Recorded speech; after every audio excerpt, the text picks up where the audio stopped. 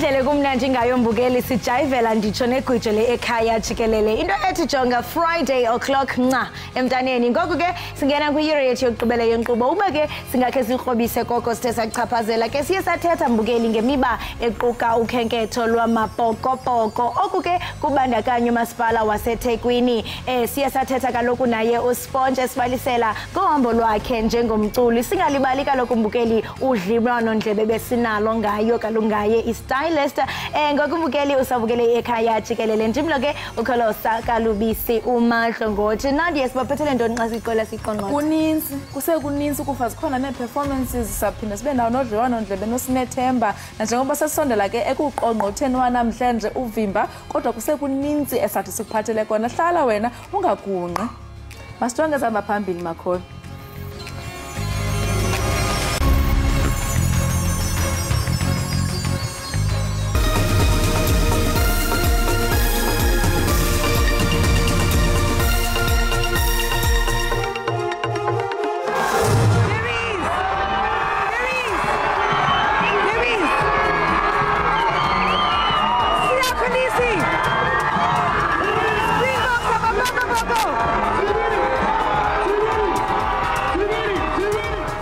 Amkelwe ngezandla ezishushu amabhokobhoko ngabalandeli ngethuba befika kwisixeko saseKapa bezobonisa ke izihlwele indebe yehlabathi abathe bayiphumelela eFrance.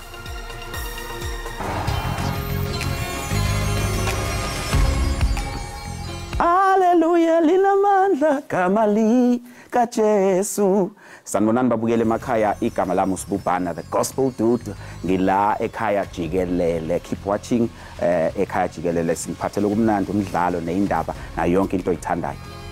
God bless you.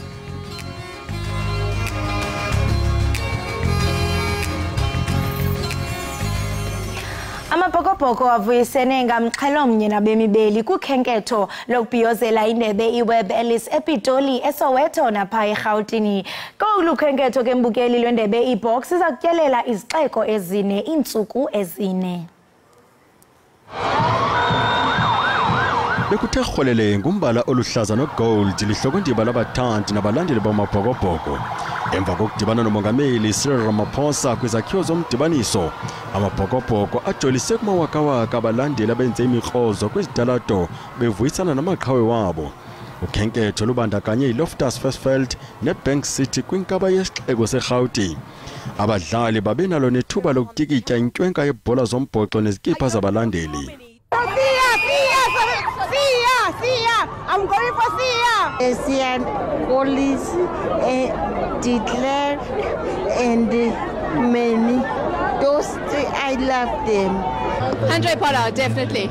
Yes, man. After game! Woo! Bogi Bobo Nambi, yes, Maina. Ngaphandle kokukhabana kwembono zabalandeli kweyinamdlali wabo ubalaseleyo kodwa bavumelana ngamxhelomnye iintshatsheli zehlabathi ziphindile zalimanya ilizwe. It's just that brings every single person together. We're so proud thanks to the Bokies. Yeah, it fills our hearts with pride and joy.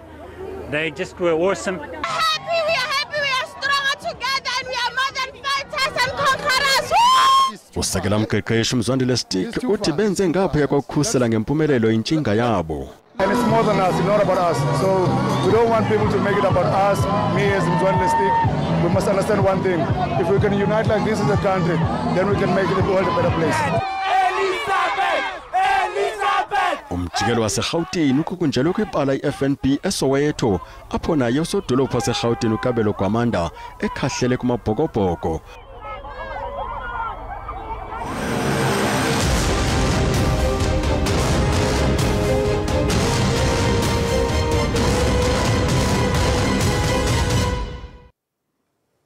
Ukanti ke umphathiswa wezengqesho nezabasebenzi umnumzana uThula Sinxesi ubeke ithemba lakhe kwizivumelwano zorhwebo noqoqosho ekunokufikelelwa kuzo kwintlanganiso yeqonga leAGOA ukuba oko kungalikhubalo kwintswelangqesho eqatseleyo kweli. Ebethetha kwiseshoni yama-20 yeli qonga leAGOA eqale eRhawutini izolo. Umnumzana Nxesi uthi izivumelwano zorhwebo ekuzakufelwa kuzo kule ndibano kufuneka zibe nako ukutshintsha impilo yabemi beli lizwe kwaye zincede ukudala imisebenzi ethe xhaxhe. Uqhayise ngelithi eli linenkqubo zobudlelwane nabasebenzi ezisemgangathweni nekumele iinkampani zizisebenzise. It cannot just be the politicians and these agreements fine-tuned by the bureaucrats and also by business. And then you leave out labor, which is so crucial. So labor is also here in order to inform this together with the communities. Osomashishini banethemba liza kolulwa ixesha lokusebenza kwalomthetho iAGOA ukuze eli lolulelwe uxhamla isihlandlo sesithathu. We are hoping and we're expecting that the AGOA will be extended, and also South Africa will still be part of a significant part that of the AGOA. Ibhunga losomashishini abamnyama limemelela kwiinkampani zeli ukuba zisebenzise amathuba avulwa iAGOA ukukhulisa amashishini abo.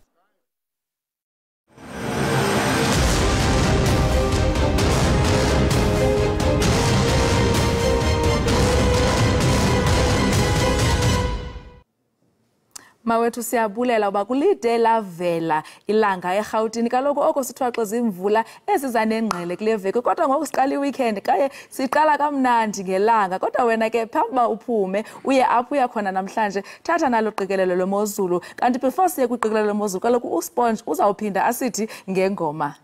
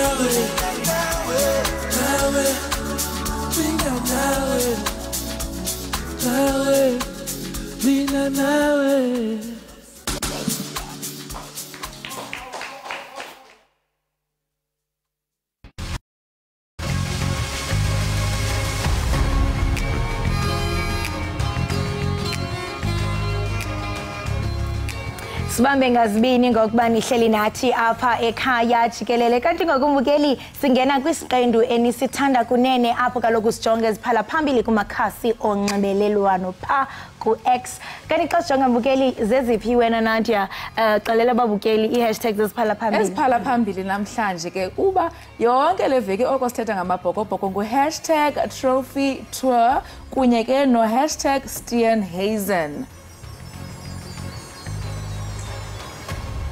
Ukhenketho xa sijonga u#trophy tour ukhenketho lweentsuku ezine lwendebe yehlabathi yeSpringbok luqale ngentseni yangoLwesine kwikomkhulu lelizwe ePitoli yaye liqukunjelwe eFNB Stadium izolo. Namhlanje basingise Kapa nalapho amabhokobhoko azazingombi isifuba kaloku bebonisa ngendebe yeweb elis kuluntu loMzantsi Afrika uphela. Injalo kanye kanti ke iBox iza kusingela pha kwiphondo laKwaZulu-Natal ngentseni yangomgqibelo ziqale ke pha eGarden Court Hotel eMhlanga malunga ngentsimbi yecala emva kweyethoba zandule ke singise kwiholo yesixeko sapha eThekwini ekugqibeleni pha ke eShaka Marine World nalapho ke kulindeleke ukuba zifike ngo-1:45 umlenze ke wokugqibela uza kuba seMonti ngecawe uqale ke uphele pha eGarden Court Hotel ukusuka ke ngo-10 ukuya malunga nentsimbi yesibini emini 2:00 inkcukacha ke malunga nendlela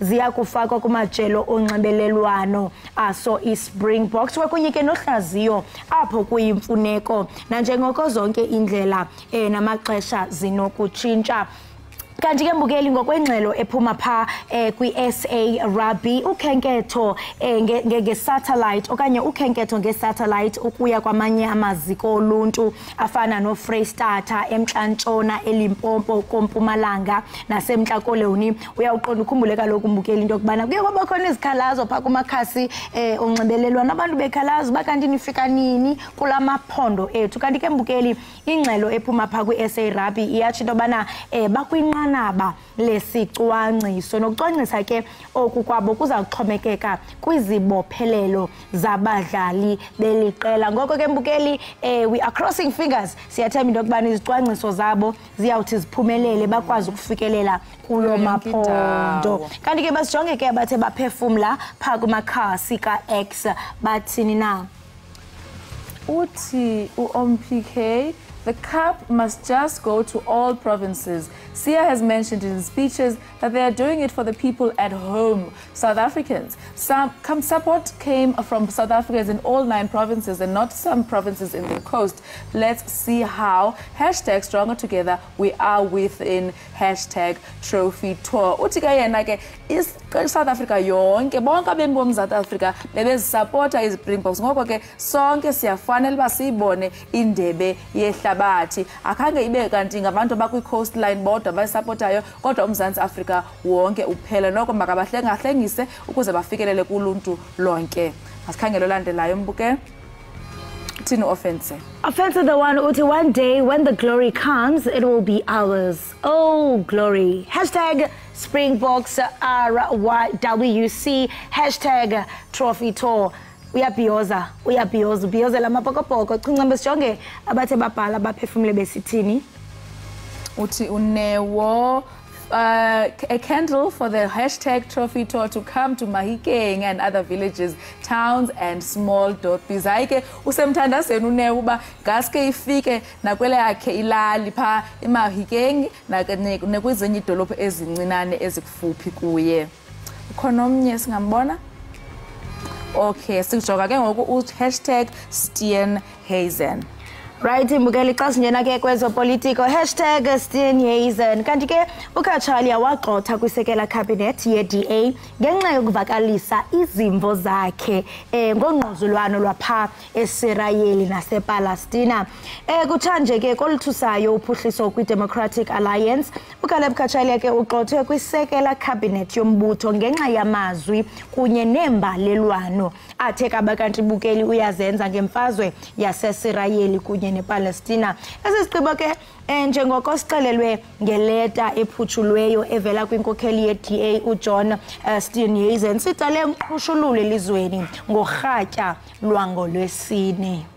Kanti kusenjalo ephendula oku kuvakaliswa ngale ngxelo uKachalia uthe kumbhalo ka-X uye wagaxeleka kwizicelo zamajelo eendaba malunga nokugxothwa kwakhe kwisisekela khabhinethi eza kukhwela inqwelo moya. Wandule wathi uza kubuyela emva kokuba ewuqwalasele lo mbandela waza wafumana icebiso kwabo abaxabisileyo.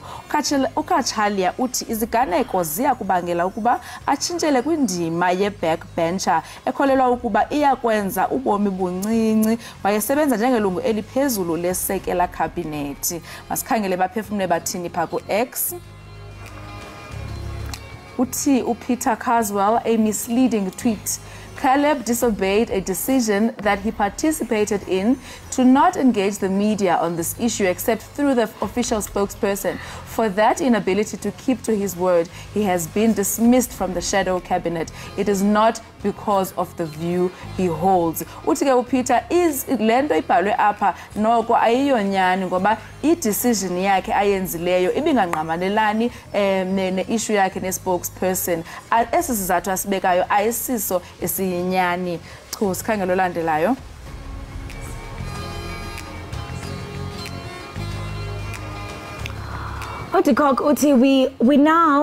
Now we know that the DA's position is on Israel.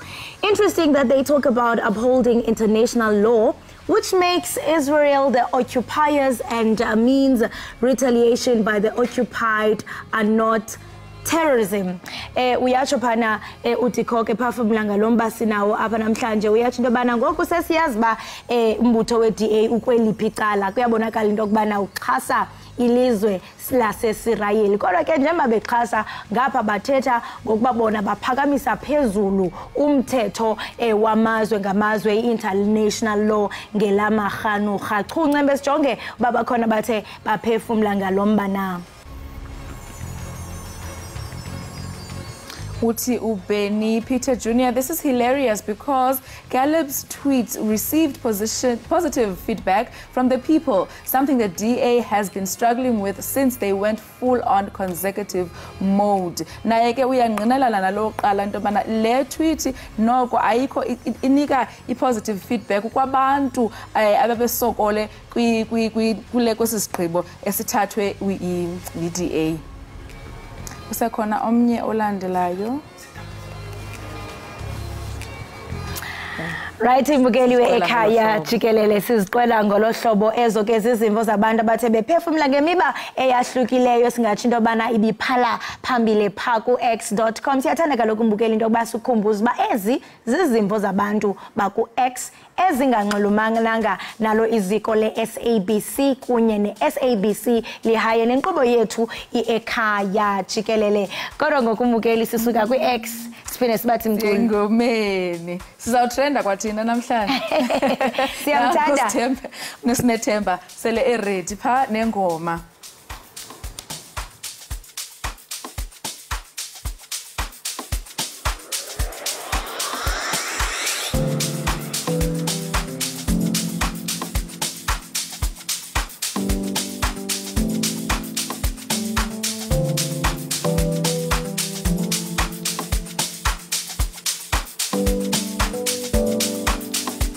Ukutshona kwelanga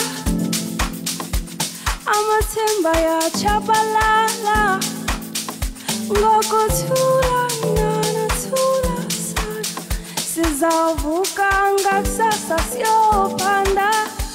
Ukutshona kwelanga amathemba yachabalala ngokuthula nathula sana sizavuka ngakusasa siyophanda. Ngokutshona kwelanga amathemba yachabalala ngokuthula nathula sana sizavuka ngakusasa siyophanda.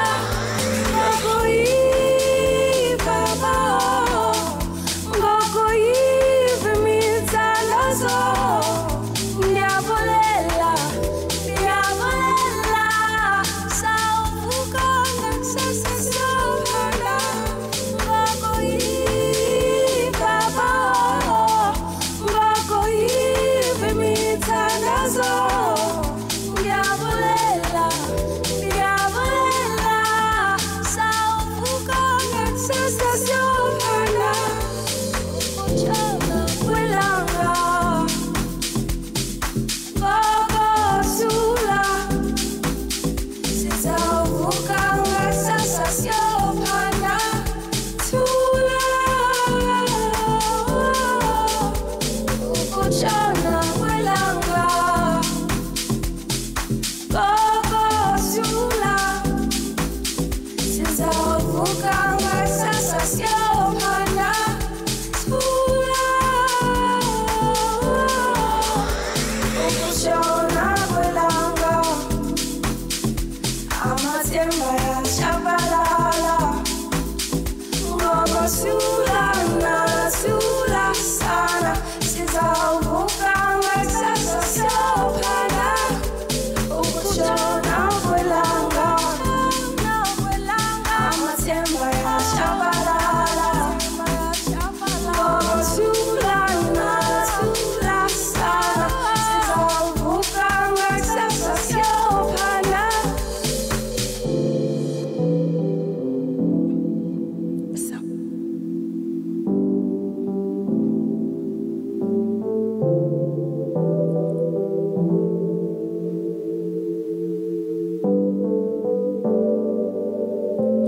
Ndiyaza amalanga wafani ndiyaza izinto zamasitibani yanlali ndizamana nemali Ushona kwelanga amathemba yashabalala ngokuthulana thulasana sizavuka ngakusasa siyophana.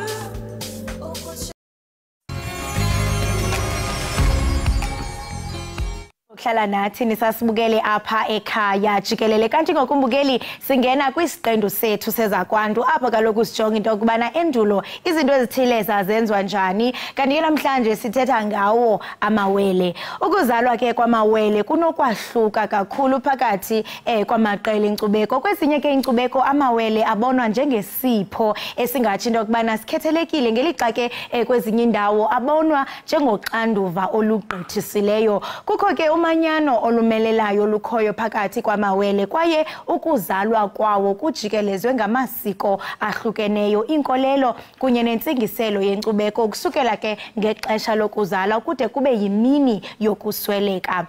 Ukuthetha banzi ke ngamawele namhlanje studio sinomcebisi womoya walapha eAfrika wasemsamo uSiyabonga Mkhize utyhila lomxholo kuthi Siyabonga Mkhize masibulele Siyabonga ngokuthi benathi namhlanje asithokoze kananjalo. Kunjani? Sikhona njani? Siyaphila nathi. Sithatha apha ngomxholo balilekileyo wamawele. Inkolelo yesintu kuyaphawuleka into obana kwezinye indawo kuthi xa kuzalwa amawele babhiyozele abantu. Kwezinye indawo xa kuzalwa amawele kube luloyiko. Khasixelele ngokubaleka kwamabele in the African context. Mhlawumbe asingalisebenzisa igama lamawele ngoba igama labo kwangempela amakhosi. Ngoba amawele noma amakhosi isiphiwo esikhulu kabi esiphuma edlozini nomdali wethu. Inkinga yamawele noma amakhosi ngaleso sikhathi engasiqondisisa ukuthi ngokwemimoya right babantu aboyedwa but umzimba mbili. So manje to conceptualize lokho ukuthi kahle kahle kanjani ukuthi imizimba mbili kodwa imimoya iyodwa. So manje bebethatha elinye iwele noma elinye balibulale kuphila oyedwa. Ngoba bese we could not conceptualize ukuthi kahle kahle ukuthi le ndaba yemimoya kunemimoya eyodwa but umzimba mbili. Yikho nje masenza umsebenzi wamawele umsebenzi wamakhosi asebenzisa isilwane ezimbili sisebenzisa esisodwa. Yabo. So yilapho bekudala khona lento ukuthi kubulela ilenye iwele. Yikho nje uma kukhona iwele elendayo noma likhona elishonayo right bobabili kumele ukuthi balale emgodini. Sikhulume edlozini nasethongweni sicela idlozi ukuthi babahlukanise ngoba ngokwemimoya they are one. Uma lo ula nomunye unobaba omkhulu ekugcineni bazofuna ukwenza njani ukuhlangana. So uma singabahlukanisa lona ohle nokhokho akakwazi ukuza la kodwa lo ophilayo angaya ngale.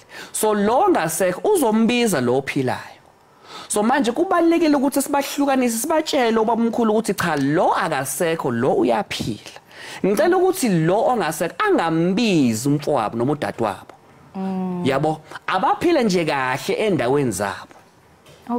Kuba bensazoya kulonto into bana xa behlukaniswa omnye esiya kwilizwe lemimoya omnye ephila lokwela cala kazuva ngathi hey ndinesithukuthezi kuba isibelekweni ndisiphume ewe sihlukile kodwa simoyamnye kazuthi hey ndinesithukuthezi makeze nganeno but iyavakala xa uthi kuyangxengxezwa kucele kubantu abadala into bana mabaphilisane kakuhle. Uma ke ngoku endihalela ukuza kuwo kukuzalwa kwamakhosi ingaba mhlambe xa bezalwa kuba siyaqonda into bana kuye kube khona amasiko athi enziwe afana nembeleko xa kuzalwa umuntu. Ingaba xa kuziwa kumakhosi kwenziwa into efaneleke lonto kanye zikhona ezinye izinto eziye zenziwe. Ukuzalwa kwamakhosi nesiko nesintu okuhambisana nalokho kuyafana nezinye izingane. Mabethola imbeleko kusetshenziswa isiswa esisodwa right kodwa into la kuhluka khona indaba yokuthi kwenziwa umsebenzi wokubonga ngoba amawele kufanele ukuthi sibonge edlozini nasethongweni ukuthi basinikeze isiphiwo esikhulu kabi ngoba uma singabongi kungaba nengxabano nomsina ngaphakathi kwamama nobaba noma lengane ezo noma ingane ezolandela amawele azocindezelwa lengane lezi amakhosi aphilayo. So indaba yokubonga amawele noma ukubonga amakhosi kubalekile for abazali kanye nengane ezolandela. So umsebenzi wokubonga kulula kabe kusetshenziswa isilwane, imbuzi noma imvu esodwa, right?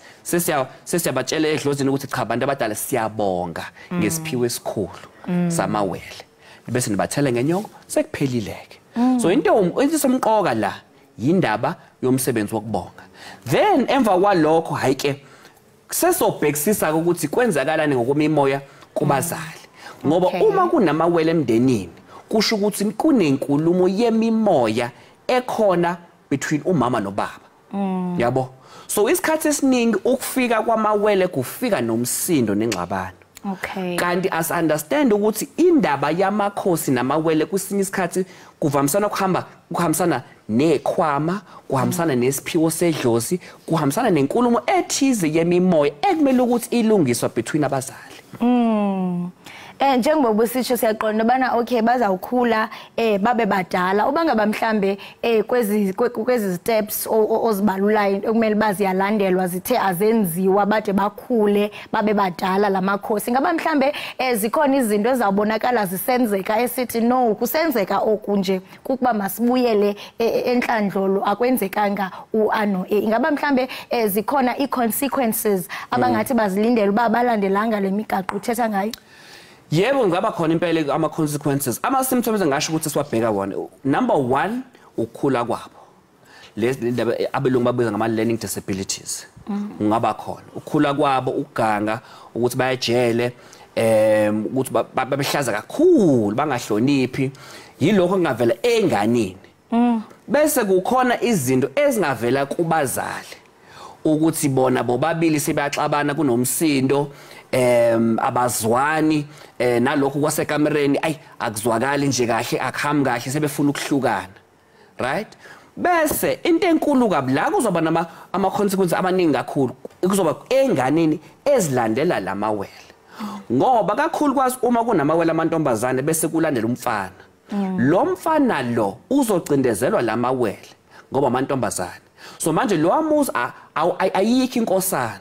Manje lo mfana lo ucindezelwa lamawele so kubalekile lo mfana lona uzosiphatha njengengane ngisho no 28 no 29 no 30 yabo akakwazi ukubona ukuthi uma ngenza uA uB kuzoba umthelela so ngendlela aziphatha ngayo uzosiphatha njengengane and lo amuzi is in danger ngoba ayikho inkosana kodwa isiphiwo samawele sikhona. Okay. Amaku kulondawo xa sihlobela mgama endiyahalela ukuyiveza lento kuba kuye kuthiwa mhlambe xa uye wabe kanti uzala amawele funeka ulandulele ngothumbu akakwazi ushiyeka ewodwa ingaba kunjalo ngenene? Cha, not necessarily. Yabona mawuzala amawele yonke into isiko nesintu the same way uzalwa ingane uyakulandela lokho. In terms of lokho kwenziwa for umama ayikho into ehlukile. Yabo uyaphuma esibhedlela well imizi nemizi inesiko la ukuthi siphathathe isibeletho sigqitshwe sibayeni sekuphelile ke walokho. Mina ngokubona kwami into ebalekile ukuthi uthathe isibeletho right iplacenta kuyekhaya gqitshwe sibayeni sekuphelile sekugqityiwe done. Ndiyafuna into bana usikrobise ngebiology ke ngoku yamawele. I mean khole kuba amawele anamandla ngalinganiyo. Fumanisa ba omnye mhlambe wenza kakhulu omnye akenzi kakhulu ingaba kunjalo? Hayi phela anginaka udokotela so angikwazi ukuphawula kahle endabeni yamawele nebiology ukuthi kwenzakalani. Kodwa ngingasho ukuthi kukhona into eyenzakalayo ukuthi umuntu abe yiwele kodwa akazi ukuthi uyiwele. So kunento ebizwa ngevanishing twin syndrome. Wekunamawele amabili kodwa lona kwangathi uyahamba so manje yonke into yakhe kuhlala la kulo ophilayo so wonke ama cells ahlala la it's called vanishing twin syndrome yila kuzophuma ingane eyodwa but kahle lo uyiwele yila yabona la amawele ahlupha kakhulu ngoba one kunzima ukubona ukuthi kahle lo muntu uyiwele and number 2 bayahlupha ngoba ngisho ukuthandana nabo kunzima because ngizama ukuxhumana nawe kodwa ukhona umunye umuntu okubizayo so manje angazi ukuthi ngiyangicindezela kwesinye isikhathi so amawele in that position evanishing twin syndrome kunzima ukuthandana nabo ngoba kunomunye umuntu ocindezelayo So kwesinye isikhathi kuzoba ngathi uyabaxosha abantu besilisa uyabaxosha abantu besifazana abakufuna abakuthandi kanti cha yilele nyiwele elihlupha edinga ukugeza udinga ukulungisa into zakhe beni izinto zakhe zohamba kahle kuninzi besinokufunda nto nje ixesha luchaba siyabonga Mkhize masibambe ngazibini ngexesha lakho siyathemba into kubana uyophinde usindwendwele kwakhona usityebisele ngeminye imiba emininzi engathi into kubana idlumzi kwaye iyadinga ulwazi lwakho ba uphefumlele isizwe enkosi kakhulu bonga mina right imbukeli we-Ekhaya Jikelele lo ke besincokola naye nguye usiyabonga Mkhize esingathi into kubana litshanhliziyo lemiba yesintu esichazela banzi imbukeli ngamakhosi ukuzalwa amasiko nezithethe kumele into kubana ayalandelwa kwesi siqendu seza kwantu masithi qhwi siyobhatala amatyala qiniseka awuqusha lazi sasibukela apha ekhaya Jikelele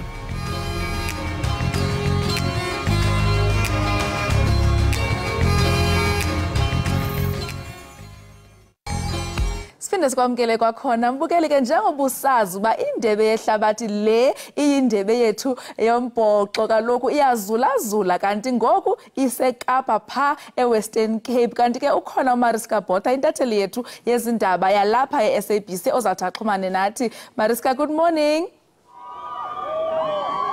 Okay. How are you?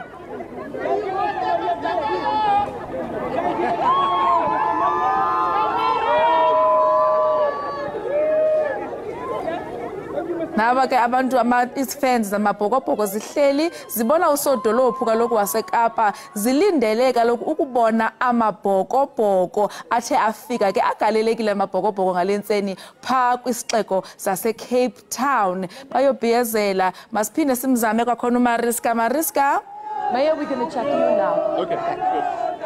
Mariska, please tell us how's the situation. We can see there's a lot of people there that are eagerly waiting to see the Springboks. Just give us a picture of how the atmosphere is like. Good morning.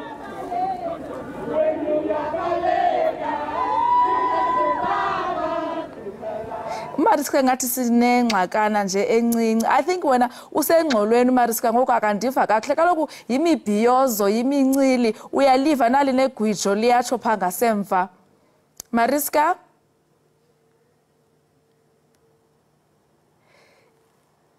hayi ke nala apha eGauteng izolo inene bekugcwele ezitalatweni singakwazi nophuma indlela zikhombe Soweto ekseni bezikhombe ePitoli iyimibhiyozo imini yonke kanti sibabonile napha kumakhasi onxibelelwano abantu bekhomenta bethethe bana inene kumnandi ngaske kuhlale kunjena ifikile kaloku indebe iweb Ellis iyazula iyakhazimla iyashayina yenze nje lonto lomuntu ishayinisa uyasebenza chef inhle yona babhiyozile ke abantu apha eGauteng ngoku iseKapa kanti ke izawusuka eKapa iqhubeke ihambe izulazule iyawutsho kwaZulu Natal ngaske ke nyani njengoba abantu bebetshilo kumakhasi ethu onxibelelwano ba ngaske ihambe iyofika nakoMafikeng ihambe iye nakoLimpopo kodwa ningaxhalabi bethuna itshilo ke ibhodi bana iyahlengahlengisa ngehle kulunge nakuni kodwa ke ukuba ngaba asikakwazi uqhagamshela noMariska sizaphinda simzama apha ethubeni okwangoku sisathi qhwi evenkileni hlala nathi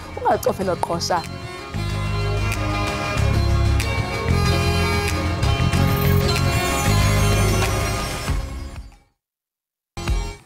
Enkosi ngokuhlala nathi kaloku siyakwamkela kwakhona usasibukele apha ekhaya Jikelele kanti uSinethemba Konelo yimvume ezalelwe yakhulela eGauteng uhambo lwakhe ke lomculo lwaqala ngonyaka ka2016 xa umntakwabo wamazisa kumvelisi womculo owaziwayo uJunior Torres owathi ke wabanga umcebisi kunye nomphathi wakhe ukusebenzisana kwabo ke kwakhokela kwingoma yokuqala kaSinethemba ethi Zingiwe neyavela kuye nephupha kwaye ke igxile kumxholo othi akukho ndawo ifana nekhaya ukuthetha banzi ngoku sinaye uSinethemba apha estudio. Sinethemba masikubulise sikwamkele enkqubeni unjani? Ndiyaphila Nkosi nami. Khawusixelele into kubana uqale nini ucula ngaphambi kokuba usebenzisane nemvume ezinkulu oJunior? Yo ndiqale kudala because ekhaya kukhicawe so kufanele ucula I think around 12 besengicula ecaweni and then 2016 I started recording. Uyabonakala uyeva apha into bana ingoma yakho ethi Zingiwe yeza ngethongo. So uzingiwe weza ngethongo kuve man uphupha ucula. So immediately xa uphupha ucula wamane uvuka urecord fast because ezingoma ezahlali. So I got a beat ku Junior Torres. Immediately ibeat yakhona ihambelana straight nale ngoma le. Only to find out uba uzingiwe was my father's friend. Yabona ke ngolento umculo uba inomoya phakathi owalahlekayo. So ibichaza kuba ngoku mina ndifuna ugoduka. Wow, that's amazing. Yabonisa into bana jonga njengoba usisho into bana umculo uyathungelana nomoya and kusho into bana nawe walimamela ithongo zange uvuke uthi yintoni wanyathela emkhondweni. Ndiyathanda into bana usityebisela into bana njengokutshila into ba usebenzise naye uJunior Torres. Kwakunjani usebenzisana naye kwaye zintoni ongathi uyawazifunqa ekubeni usebenzisane naye ngumcebisi wakho? Kuye it was discipline okokuqala. Like you push, like you stretch, but okay, now we're working, you have to write, you have to try another one. If I sebenze, let's try another one. Even patience, things will work out in ngexesha layo. Paula. Yeah, and ndiyafuna uqonda mana xa unochaza umculo wakho uchaza njani because nje xa ndimamela yangathi ngamapiano athe ukuzinza kancinci. Yeah, I do Afrotech, I do private amapiano, is soulful. Umculo wami ngumculo I would say wokuthula. If you want to listen to yourself, kwingcinga ofuna ufika kuzo, I think uza kufikisa wona ngokwazo. Yeah. Amazing. And kasibalisele ngeprojects zakho because siyazi into bana on the pipeline usebenzisane naye uSean 101. Yeah, I've worked with Sean on 101 but ayikaphuma ingoma khona. Also currently working with Soul Matrix, also work with the artworks with Ugaba Kanali. Also released Izindaba lam with Soul Family. Apo khona Dino Frank, Trail. Yeah. Wow, ulindishonele uphumile ngoku. How is the reception? Bathina balandeli. It's beautiful. It's beautiful because ulindishonele is more of a sad song. Yeah. But ke hamba be right. Likushonele kodwa kanye liphinde laphume elanga. Laphinda laphuma noko, laphinda laphuma. Akhonto engalungiyo. Akhonto engalungiyo ekugqibeleni. So people were really reacting to it kahle ngalendlela bendifuna ngayo. Yeah. And ethanda uba usikrobisele because I mean abantu xa bebona iartist bacinga bafana ba zonke izinto zikhawuleze zihlangane. Ungathi wena ngeyiphi imiceli mngeni othi ujamelana nayo kwaye ezeziphi izixhobo othi usebenzisa uqinisekisa into bana ukhawulelana nalo mingeni? Akholula. Akukholula at all, especially when you're an upcoming artist and ngapha futhi uyintombazana and stuff. It's just not easy, but ekugqibeleni yonke into inexesha layo. Immediately you find that within yourself about okay, yonke into inexesha layo and it will work out ngexesha layo. You don't have to rush things. Phole nje qha. Ufumane kaphi?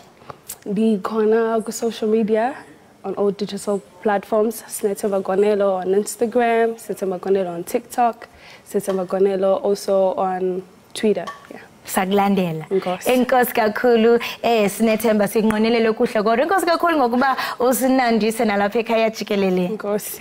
Right imukeli weekhaya Jikelele lo besincokola naye nguye uSinethemba Gonele imvuma ke ezalelwe apha eGauteng masithi qho evenkileni ungagunqi.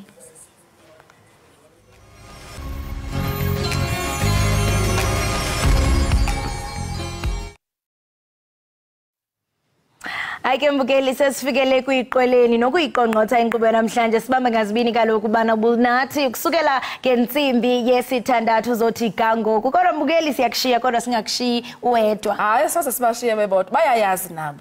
Bayayazi nabo ba apha ekhaya Jikelele nethethi lwesihlanu asibashiya sibashiya nengoma efudumazayo ingoma ezawuthi yi-weekend into exela hayi ke isukile uvile my check 1212 khabanandise mani.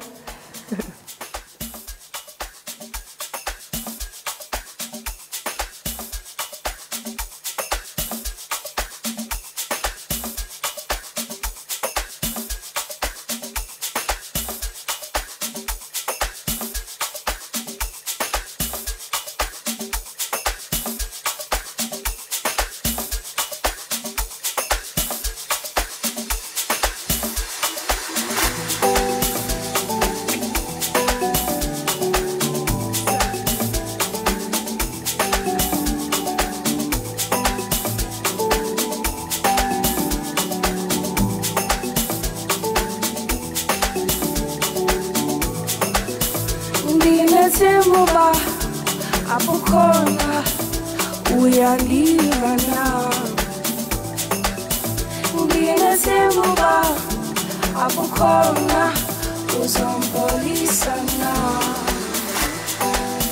ungakuvuka ngobusuka kuqinge ayethetha ngawe yena usukalile konoba ubonibudile usulise usulise ungakuvuka ngobusuka kuqinge ayethetha ngawe usukalile konoba ubonibudile usulise usulise